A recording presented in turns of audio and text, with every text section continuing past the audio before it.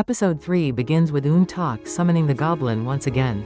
But unlike before, she isn't startled or afraid. There's a softness in her eyes now, as if she has finally accepted that this mysterious man, who appears through sparks of fire, is becoming part of her life.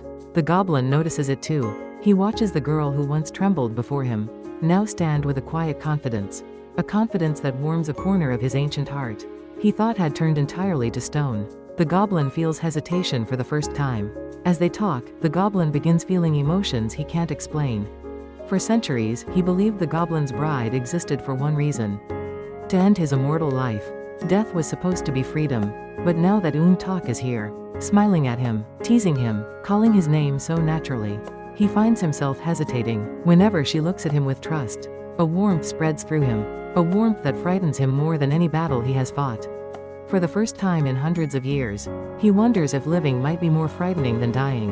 Grim Reaper grows suspicious. Meanwhile, the Grim Reaper becomes increasingly uneasy. There is something about Eun-tak that defies the laws he serves. Her name does not exist in the records of life or death.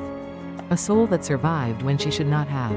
This alone is enough to alert even an immortal.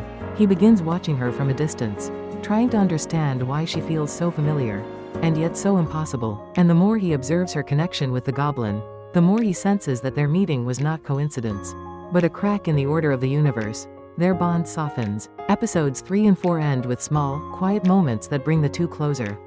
They walk home together through winter streets, sharing warmth in silence. They eat simple meals, talk about trivial things, and unknowingly fill each other's loneliness. A gentle gesture from the Goblin, protective, tender, and completely unguarded, breaks the emotional distance between them, and Eun-tak finally sees what lies behind his immortal facade. Not a legend, not a god, but a man carrying centuries of sorrow, and longing for something he never thought he deserved. Their story is no longer about fate alone. It is about two lonely souls, learning to walk toward each other.